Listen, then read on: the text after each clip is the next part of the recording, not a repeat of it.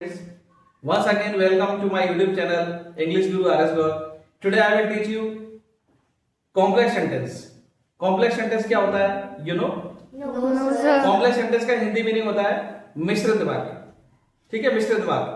और complex sentence में एक प्रिंसिपल क्लॉज होता है और दूसरा सबऑर्डिनेट क्लॉज होता है. प्रिंसिपल क्लॉज का मतलब क्या होता है?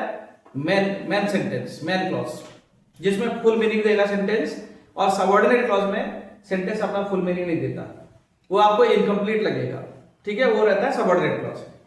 तो जो हमने कंजक्शन पढ़े, एक तो सिंपल सेंटेंस में क्या कंजक्शन पढ़े, जो 5 रूल्स थे, ठीक है ना, वो सारे कंजक्शन छोड़ के, और कंपाउंड सेंटेंस में फेयर वाइज जो कंजक्शन पढ़े, वो सारे रूल्स छोड़ के, सारे कंजक्शन छोड़ के, ठीक है ना, जो भी कंजक्शन बच जाते हैं वो सारे किस में आएंगे? कॉम्प्लेक्स सेंटेंस में आएंगे. So now look at the white board. इसमें जो कंजक्शन आएंगे वो कौन कौन से रहेंगे? देखो, प्रिंसिपल क्लॉज, सबऑर्डिनेट क्लॉज रहता है. सबऑर्डिनेट क्लॉज के 3 टाइप्स रहते हैं. ठीक है, वो 3 टाइप्स में उसमें कैरेक्टर्स रहती है. तो नाउन क्लॉज, और दूसरा आपका रिलेटिव क्लॉज, और तीसरा आपका एडवर्ब क्लॉज. इसमें जो कंजक्शंस आते हैं वो सारे किस में लगते हैं? कॉम्प्लेक्स सेंटेंस में लगते हैं. नाउन क्लॉज में क्या आएगा? That and what. दैट का मीनिंग इसमें क्या होता है? की. नाउन क्लॉज में दैट मींस की होता है, और व्हाट का मतलब जो होता है. ठीक है. रिलेटिव क्लॉज में क्या होता है? हु, इसका object whom, whose, which, where, when and that. इसमें that का मीनिंग क्या होता है? जो. जब that का मीनिंग जो निकलेगा तो इसका मतलब वो रिलेटिव क्लॉज है. जब that का मीनिंग उसमें की होगा तो इसका मतलब उसमें नाउन क्लॉज है. ठीक है. नेक्स्ट है third, adverb clause. Adverb clause रहता है 9 टाइप्स का. ये ऑलरेडी मैंने आपको टीच कर दिया है लास्ट वीडियो में. तो एडवर्ब क्लॉज 9 टाइप्स में क्या क्या आएगा? Adverb clause of condition, contrast, comparison, adverb clause of purpose, ये सारे 9 टाइप्स के रहते हैं. उनमें से कोई आपको यूज करना होगा. तो पहले मैं आपको कुछ एग्जांपल्स जो लिखे हैं एक्सरसाइज में, 4-5 मैं आपको कराऊंगा. इसके बाद आपको एक्सरसाइज दूंगा तो आप सॉल्व करेंगे इसको. तो बहुत ध्यान से आप देखिए बोर्ड पर. It is sure he will win the contest. तो इसमें कैसे हम आइडेंटिफाई करेंगे? नाउन क्लॉज का यूज करें या फिर रिलेटिव क्लॉज का यूज करें या एडवर्ब का करें? नाउन क्लॉज को आइडेंटिफाई करने के लिए आप क्या देखना पड़ेगा? Is are and was verb के बाद अगर कोई एडजेक्टिव दे रखा है, जैसे श्योर है, ये एडजेक्टिव है. अगर वर्ब होती तो आईएनजी लगता है, तो इट मींस ये एडजेक्टिव है. तो एडजेक्टिव के जस्ट बाद आपको दैट या व्हाट में से कोई एक यूज करना होता है. ठीक है. तो आप इसमें देखेंगे नेक्स्ट सेंटेंस में, अब इन दोनों में से कौन सा यूज करना है, तो कैसे यूज करेंगे? अगर वर्ब के बाद इसमें ऑब्जेक्ट दे रखा है तो आपको दैट का यूज करना पड़ता है. तो देखिए, हमने देख लिया वर्ब के बाद ऑब्जेक्ट है तो क्या लगाएंगे? दैट. तो इसमें आप दैट कंजक्शन लगा देंगे, आपका कॉम्प्लेक्स सेंटेंस बन जाएगा. ठीक है. नाउ सेकंड सेंटेंस देखिए. It is wrong you are doing. देखो, रॉन्ग में इसमें एक एडजेक्टिव है, जैसे श्योर इसमें एडजेक्टिव था, ऐसे इसमें रॉन्ग एडजेक्टिव है. अब दूसरे सेंटेंस में आपको देखना पड़ेगा, वर्ब के बाद अगर ऑब्जेक्ट है तो फिर आपको दैट लगाना है, और वर्ब के बाद ऑब्जेक्ट नहीं है तो क्या लगाना पड़ेगा? व्हाट का यूज करेंगे. तो आप इसमें व्हाट का यूज कर लें क्योंकि ऑब्जेक्ट नहीं दिया है. ठीक. Now third number, she will work hard she will get success. इसमें देखो, वह मेहनत करेगी तो वह सफल हो जाएगी. तो ऐसा लग रहा है कंडीशन है. कंडीशन क्या है? मेहनत करनी पड़ेगी तभी सफल होगी, नहीं मेहनत करेंगे तो सक्सेस नहीं मिलेगी. तो कंडीशन वाले सेंटेंस हैं, इनको जोड़ने के लिए किसका यूज होना चाहिए? इफ का. ये एडवर्ब क्लॉज ऑफ कंडीशन में आता है. 2 फ्यूचर टेंस कंबाइन नहीं होते कंडीशन वाले सेंटेंस में. इसलिए आप क्या करेंगे, जिसमें कंडीशन है उसका विल हटाइए. ये विल आपने हटा दिया. सब्जेक्ट के बाद V1 होने पर कौन सा टेंस हो जाता है? कौन सा टेंस होता है? Present indefinite. करेक्ट. ठीक है. अब प्रेजेंट इंडेफिनिट की कंडीशन क्या है? Subject he see it name होने पर वर्ब के साथ एस या ईएस ऐड कर देते हैं. तो आपका सब्जेक्ट सी है इसलिए हमने एस लगा दिया, वर्क्स हो जाएगा. ठीक है. अब आप इसमें इफ यूज कर सकते हैं. If she works hard. If she works hard, ये फुल स्टॉप है, इसके प्लेस पर कॉमा यूज करिए. फिर आप देखेंगे she will get success. She will get success. Clear. Now fourth one देखिए. This is the person you met him yesterday. यह व्यक्ति है, आप इससे कल मिले थे. यह व्यक्ति है, आप इससे कल मिले थे.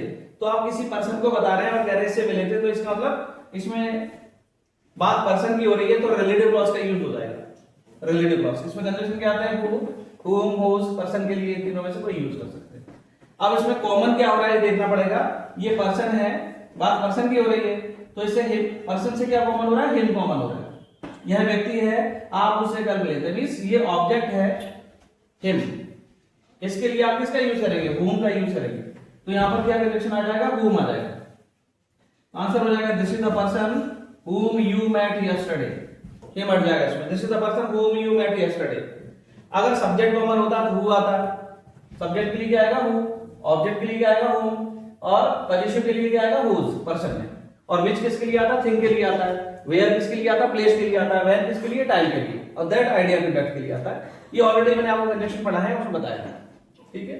नाउ फिफ्थ वन देखिए, he played well, he was not selected, वो अच्छा खेला, उसे सिलेक्ट नहीं किया गया। इसमें कॉन्ट्रास्ट हो रहा है, अगर इसमें कॉन्ट्रास्ट हो रहा है तो किसका यूज करना चाहिए, ऑल्दो एट का। कंपाउंड सेंटेंस में कॉन्ट्रास्ट होता है तो किसका यूज करते हैं, बट का। लेकिन इसमें कॉन्ट्रास्ट हो रहा है तो किसका यूज करेंगे, ऑल्दो एट। हाँ, तो सबसे पहले आप क्या यूज करेंगे, ऑल्दो। दो सेंटेंस है ना, पेयर वाला है, although he played well, although he played well। फिर आप yet का यूज करिए और नेक्स्ट सेंटेंस आगे लिखिए, he was not selected, he was not selected।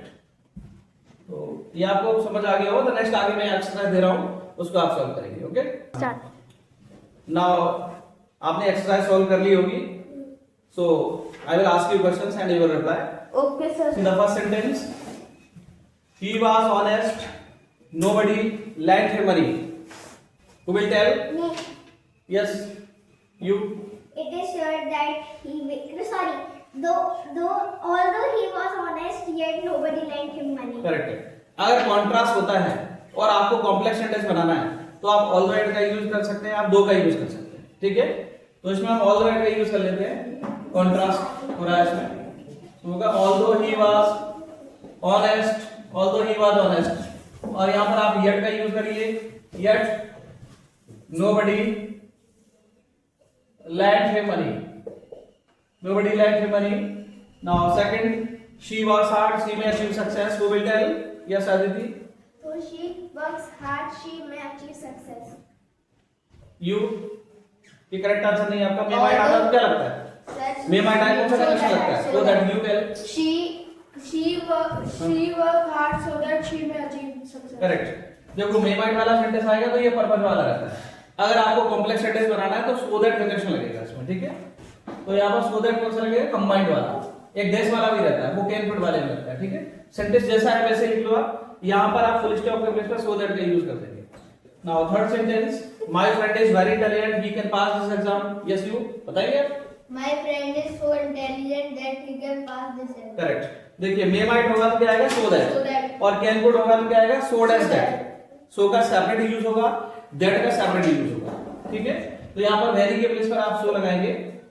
Answer होगा my friend is so intelligent, my friend is so intelligent. यहाँ full stop के प्लेस पर आप दैट का यूज करिए। नेक्स्ट सेंटेंस जैसा है वैसा ही आप लिख सकते हो, कोई चेंज नहीं करना। फुल स्टॉप के प्लेस पर दैट लगाएंगे, सो का यूज ना होगा वेरी के प्लेस पर, ठीक है। Now fourth sentence, it is a very difficult question, I can't solve it, who will tell? Sir. Yes, It Unnati। is such a difficult question that I can't solve. Correct.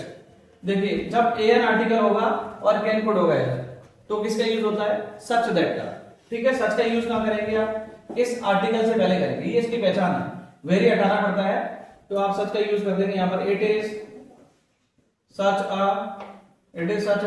Difficult,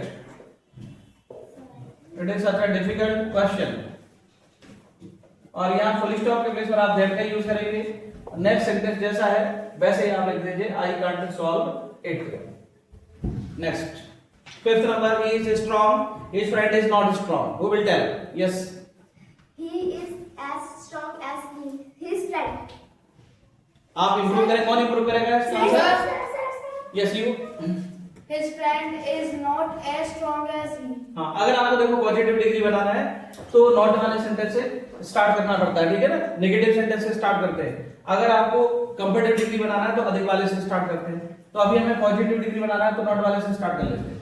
तो कैसे होगा, his friend is not strong की degree बनाएंगे, as strong, as strong, as किससे comparison हो रही है, he से। सेकंड सेंटेंस का ओनली सब्जेक्ट लिखना होता है, ठीक है। जिससे स्टार्ट करते हैं वो कंपेरेटिव लिखते हैं। इसके डिग्री का अरे वीडियो कंप्लीट वीडियो बना रखा है, तो उसमें आपको समझ आ जाएगा डिग्री कैसे करते हैं। नेक्स्ट है 6 number, the boy is my friend, the boy is wearing a black jeans. Yes Sir. Abhinav, you can tell the boy is my friend, the boy is wearing a black jeans. The boy is my friend who is wearing a black jeans. Correct. इसमें relative clause का use होगा, ठीक है।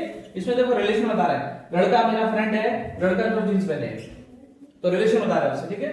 देखिए the boy से the boy common हो रहा है, सब्जेक्ट इसमें कॉमन हो रहा है। जब सब्जेक्ट कॉमन होता है तो किसका यूज करते हैं, हु का यूज करते हैं। तो यहाँ पर आप हु कंजंक्शन लगाते हैं और द बॉय हटा देंगे, सेंटेंस जैसा है वैसे ही आप लिखते जाइए। नेक्स्ट है 7 number, he will drop the things, I am afraid of it, to will tell. Yes करते, I am afraid that he will drop the thing. Correct. इसमें नाउन क्लॉज का यूज होगा, इसमें आप ऑफ इट हटाएंगे। उस sentence हम क्यों स्टार्ट करेंगे, क्योंकि इसमें इजारे वाक्य के बाद एक शब्द दे रखा है एम के बाद जो एडजेक्टिव है, अगर वर्ब होता तो उसमें आईएनजी लगा होता, तो आप यहां से स्टार्ट करेंगे, ठीक है। तो आप देखेंगे इसमें आई am afraid, I am afraid, ठीक है। इसके बाद आप कंडीशन लगाएंगे that, I am afraid that, फिर ये नेक्स्ट सेंटेंस आपका जो है वो लिख दीजिए आप, ही will drop the things, he will drop the things। so it is complete। अगर आपको समझ आया ये वीडियो आपको, so it is complete, have you understood it? Yes, sir. कोई डाउट तो नहीं है? No, sir. ठीक है, फाइन। देन अगर आपको समझ आया है तो आपको बता रहे हैं कि समझ आ गया है, देन आप लाइक करिए वीडियो को, Yes, और उसको sir. सब्सक्राइब करना चैनल Yes, को, sir. जिससे ज्यादा से ज्यादा बच्चों के पास पहुंच पाए, तो और आपका भी भला होगा उसमें और दूसरे बच्चों का भी भला होगा। Thank Yes, you. sir.